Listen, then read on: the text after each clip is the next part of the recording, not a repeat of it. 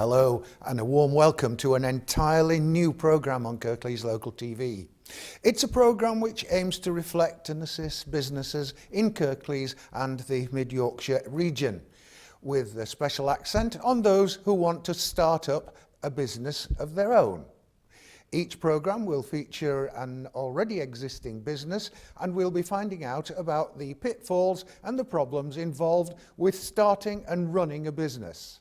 Later in this programme, I'll be visiting the Cinnamon restaurant in Horbury Bridge and talking to the proprietor, Sam Mear. But first, to our studio guest for this first programme.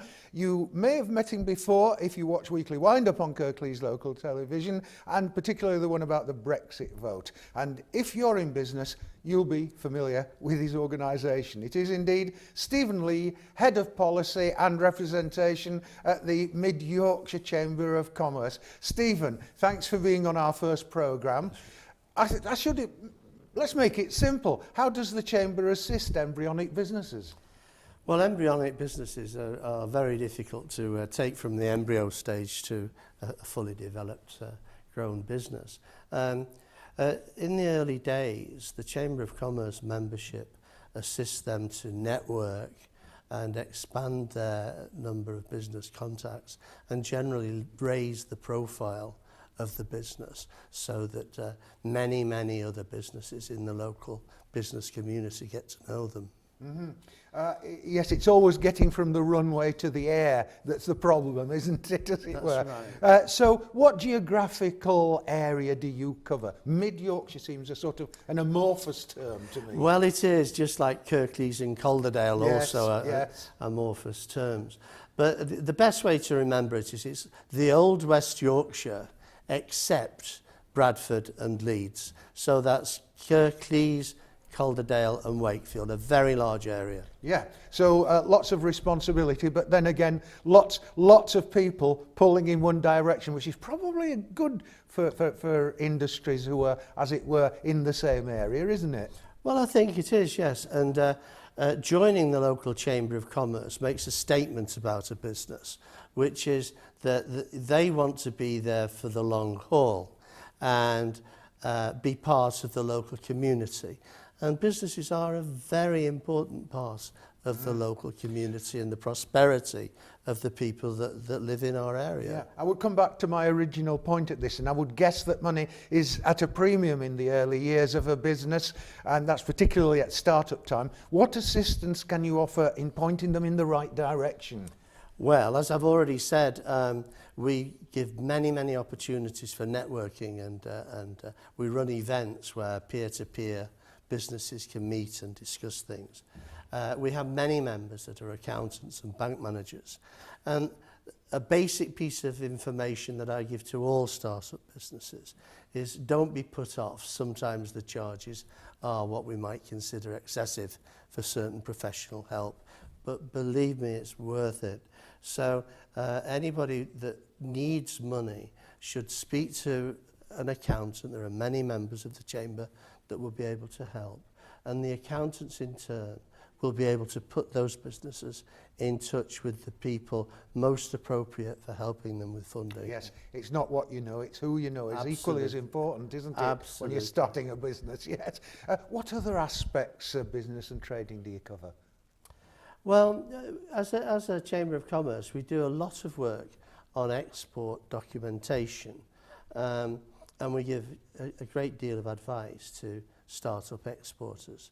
And having been an exporter myself and sold all around the world, what we try to ensure is that the documentation supporting those export sales is absolutely tickety-boo.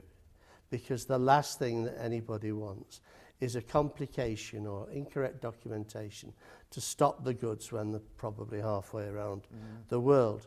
So we do a lot of that. We also have our own business, which is the provision of childcare vouchers, which is very attractive to small businesses because they don't have the facilities to set up their own things. No, and quite often like the first part of the company is husband and wife or partner and partner, Absolutely. Isn't it? So we can help with that. And we can help with other services that we don't do ourselves, but with associates, such as healthcare and all sorts of employee benefits, like, for example, a legal helpline, which is very important for new businesses, particularly because things happen, and if they can get on the telephone and get absolute expert advice from a solicitor, Yes. it's worth a lot of money. It certainly is, because I think the sort of overwhelming feeling will be, oh, let's get this over. I know what I'll say, and it could be totally the wrong thing, couldn't it? And Absolutely. then you're in a bit of a trouble. Absolutely. So it's obvious that there are advantages in becoming a chamber member, but it comes at a time when you're counting, not pennies and halfpennies, that shows how old I'm getting, doesn't it? But it comes at a time when money is at its tightest, possibly, and there is a charge to be a member, isn't there, an annual fee? Well, there is, but you know, we try to make it very easy for the embryonic businesses that you mentioned, and I've checked this today, and it's £80 for annual membership for a start-up business. And you know, that doesn't, it's not even £2 a week, is it? No, which isn't bad, is it, really? And so we try to keep the costs affordable. Obviously, as businesses get bigger with many more employees, those charges rise, I think. And for experienced export businesses, the charges rise. But if they're a member of the chamber, they get 50% discount on all of their export documents. So it pays for itself for exporting businesses. I can't believe how complicated it can get once you get into the exporting business. You really have to know what you're doing, or have somebody who knows what they are doing, don't you? Well, our team, they do thousands of these documents. I share an office with them at the John Smith Stadium, as you know. And, you know, there's scarcely a transaction that comes along with that they've not already dealt with. That it's just their bread and butter. Been there, done that. But for you know, the other side of that transaction is if it's a new exporter, they need the reassurance and a hand to hold so that they can be sure that the goods will get to market. Mm-hmm. Can you put sort of dyed-in-the-wool, very experienced business in touch with these people sometimes in case they need a little bit of, say, mentoring? Well, yes, it's very difficult for us as a member organisation to formalise that. Even on an informal basis. But on an informal basis, at the various networking events, people are very good in business, and providing it's not absolutely, you know, a direct competitor across the road or, you know, in exactly the same business. Generally speaking, business people are helpful and kind and positive about other startups. So there's plenty of advice that people can give, and the professional service companies, like the accountants, the solicitors, even the bank managers, are very, very, very positive and helpful. You know, that help is there, it's available. And joining the Chamber of Commerce is an important part of opening up those doors for a new business. Mm-hmm. Well, you've convinced me, as well as KLTV, to be part of the Chamber of Commerce. What do you have to do as a company to apply, and how do you qualify? I think that providing that you have a business and you can demonstrate that it's being run reputably and properly. I'm not too sure what the exact criteria are. Don't put on the things you do, money laundering or anything like that. No. But the main thing is to get started with it, either visit our website, which is MYCCI, which is Mid Yorkshire Chamber of Commerce and Industry, .co.uk, so www.that. Or ask for Rachel, and I've got a telephone number they've given me here, that you can ring, ask Rachel, and she'll put anybody on to us. And the number is 01924, that she's at our Wakefield office, 311 605. 01924 311 605. So you've got that, folks. Stephen, thank you as always for being on the programme. We desperately hope that you will be joining us again in the future. Always a pleasure.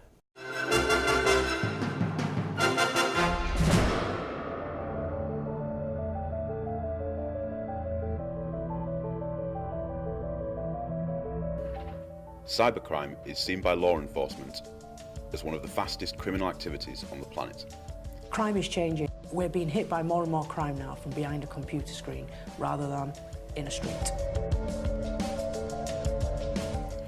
No individual or business is safe. The loss could be catastrophic.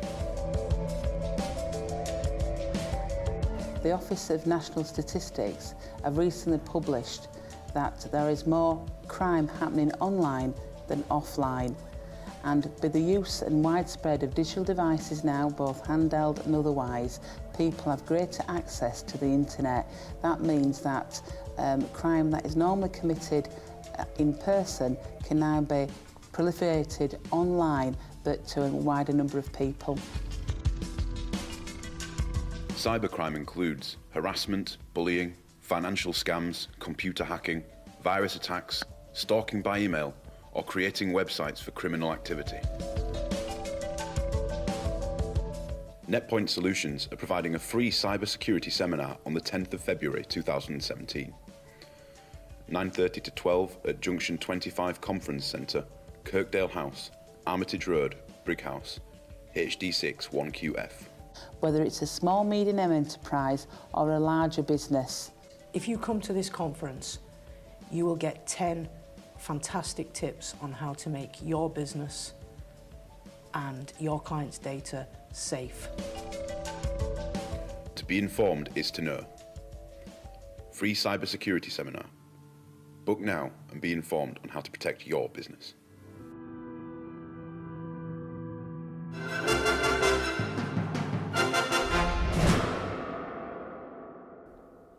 Now, what are the organisational needs and practices for running your own family firm? To find out, we visited the Cinnamon Lounge in Horbury Bridge and I talked to the restaurateur Sam Mear about what inspired him to go into the restaurant business. This was about 10 years plan, and I started my family business, my father's business in York back in 1987. Yep. When I was a little, I always had a cooking, one of those things on my head always. I used to watch my mum cooking. I used to help my mum spinning the onions and things. So I kind of picked up from the age of 10, helping my mum in the kitchen. And bless her soul. This was something that you actually wanted to do? I always wanted to do. No train driver, no astronaut for you? No, not really. I've never dreamt about doing anything else than being a restaurateur or working in the catering industry. Yeah. Well, you obviously didn't start by suddenly owning your own restaurant. What's the story of getting to the top and being the proprietor? No, it took me a long time, hard work, blessing of my father and mother, and my family, my elder brother and my younger brother, of course my wife as well. So it's kind of all family efforts and family help, Now, opening a restaurant isn't just like mixing a grey powder with water and woof, there's an instant restaurant. It may be that you have to do a lot of research to know, is it in the right place and will I get enough customers and can I provide the right sort of cuisine? How long did it take you to get it right before you actually opened up? 5 years. Oh. It took me 5 years research for the location. And I'm very lucky I found this location. My landlord, I've always been grateful to Mr. Trantos. He helped me to, actually he chose me to open this restaurant. He used to come to my restaurant in Emily, and it was really kind of little tiny restaurant with 50 seats. And people used to cramp over it. But obviously a happy customer. Happy customers, always happy customer, happy Cinnamon Lounge. That's what I brag about.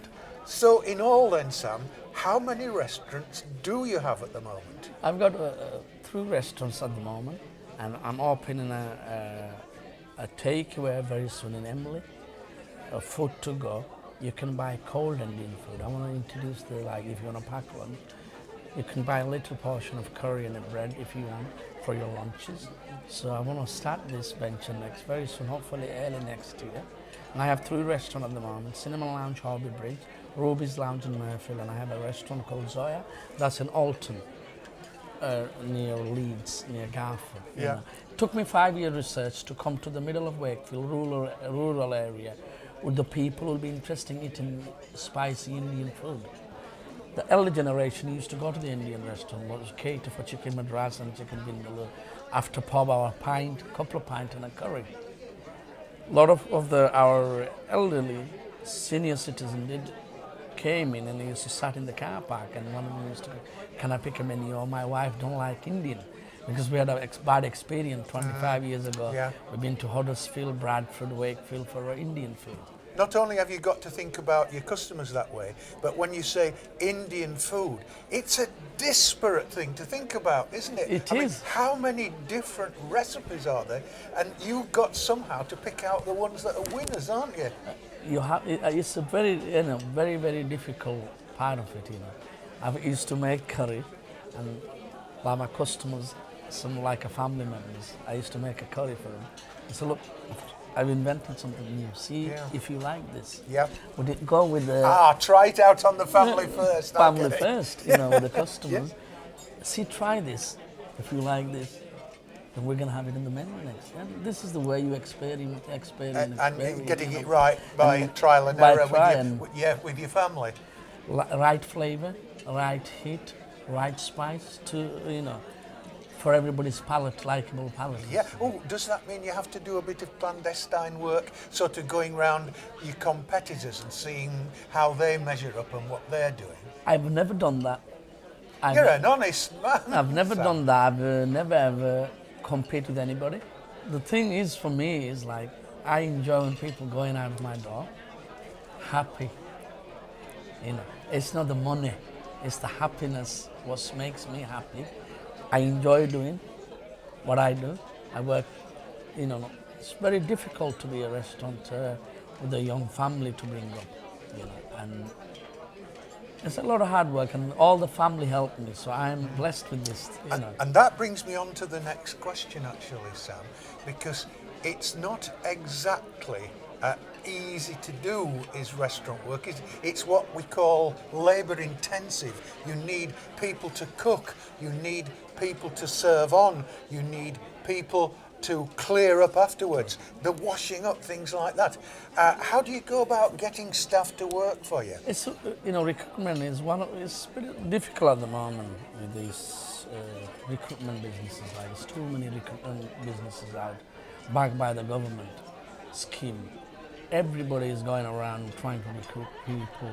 They got the funding from the government, but they're not using the funding in the right part. Right, was the catering industry needs what they need. Nobody even recruitment. They put an agency there. It helps the government to put people into jobs. How are they getting it wrong? Because it's a vast market. They just, one of the biggest things is like when you go to I need a chef. Oh, it's Asian. I said, it's no problem. You got to go in the market, look for them. There's so many people are unemployed, So my policy is always to ring other restaurateurs. See, if you need a chef, once a month we have a meeting. How we're going to improve our recruitment and staffing. Yeah. My policy is always to go to job centre in Bradford, Wakefield, Huddersfield. It's not a bias. It's like Asian kind of restaurants. It's very difficult to get the kitchen staff. And, we find it difficult sometimes, but this is part of the, I take my suit and shirt off. I wash up as well. This is the beauty. I enjoy doing these things. Yeah. And I always try to employ somebody who's unemployed. It's the best policy to pick people out of poverty and bring a happy family. It's all about sharing and caring and being successful. Well, that's the sort of front of house, but what about the backstage, as it were? What do you do about logistics? Because the number of things that you have on the menu mean the X amount you have to get in. How do you know, A, how much to get, and B, what to get? I have to stay in the premises every Saturday night to count the stocking, count the spices, and cater the spices. I make my own spices, the way my mother showed it to me and my brothers, and that's how I go on about. It's really hard. You got to Sunday morning, I had to drink about 10, 20 cups of coffees Just to keep awake. Keep awake and to do the, you know, balance the spices out. Is it weekend? Everything goes. You got to prepare for, you know, starts from a Monday. So it takes me about 6-7 hours to get the spice ready again. Because of course, a lot of the stuff that you're buying is a short shelf life, isn't it? You can't plan weeks and months ahead. Really, You cannot. With Indian food, it's one beauty about the food. It's got two kind of twists to it. You know, some of the food, if freshly cooked, is perfect. It's excellent.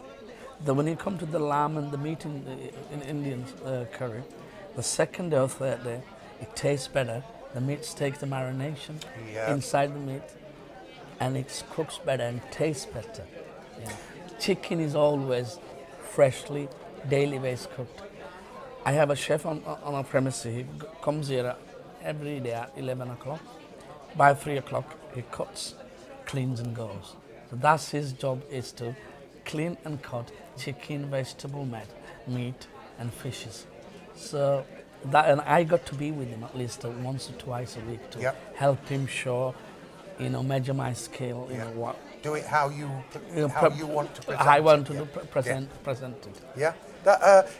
Another thing that I'm sure a lot of people, other than those in the business like you, won't ever think about, and that is the finances, controlling the finance, taking the money in from the customers. But you're paying out to people who are actually, A, renting the premises for, B, providing all the material that you need for cooking. Do you do it yourself, or do you outsource the finance side? Outsource it by my accountant and my wife take care of the finance. I did 1 or 2 years, but it's very difficult for me to concentrate with the business plus the finance. You cannot do everything at once. You're trying to start doing, I'm going to save a, you know, when you start cutting corners, it's very difficult. You've got to employ people. You know, you've got to employ. And you've got to trust them in a way. Of course, accounting is the most important thing, and the account can make you or break you. Yeah. They're your best friends. My wife does all the, you know, accounting and everything, help with the accounting. So it's been really easy for the last 3 years. She's coming into the business, and she's helped me with the finance, every finance she does. On the quiet, you're doing quite well here, aren't you? We are. Okay, let's look into the future. I'm not putting months, years, decades on it. What's the future as far as the Cinnamon Lounge and you are concerned? Do you wish to expand into other areas? I am going to. I stopped for a kind of 2 years' time. I had a family problem. My parents were ill, so I couldn't concentrate for the last 2 years. But last 6 months, I'm back in action again. I'm looking for a couple of premises and to go into a business. Hopefully by midsummer next year, I'm going to branch it out somewhere rural, which is, I love opening restaurants in the rural area. I've noticed that. Because when I came to Emily Moore, Horby Bridge, people are questioning me. That was the most difficult So why part. are you going out in the sticks? Yeah. It's nice, polite. It's one of those quiet, it's calm, you know, family atmosphere. You see the same face. It's just lovely. And being, you know, like I'm being a farmer's son. I think it's in my genes. Ah, I get the picture. You know, so I love, you know, I don't know. I wake up in the morning and try to go in the farm for a walk. And I enjoy more than anything else. You know, and now a lot of the senior citizens, they are enjoying Asian, you know, Indian food, Asian food, and it's really nice. And we have like some subcontinent, Asian subcontinent. We have Bangladesh, Pakistan, India. We eat similar. Our cooking style is similar, but it's different way of presenting the different food. Which is all very good. So, Sam, thanks ever so much for giving me much more information about how to run a restaurant than I ever knew before. I enjoy what I do, and I love the customers when they come and use us week in, week out. I like to thank all my customers. The success is the customers, and my success, my dedication, goes to all my customers. Thank you very much. So, you see, it's not that difficult to set your own business up with a partner or as a sole trader and get the right sort of advice at the right time to help you get the business off the ground. Thanks to Sam and Stephen for being on the programme, and thanks to the staff at the Cinnamon Lounge for being very obliging and keeping quiet in the kitchen while we work there. We'll see you in a bit with another programme on business matters, different things, all about business, and you never know, it might be yours. Bye-bye for now.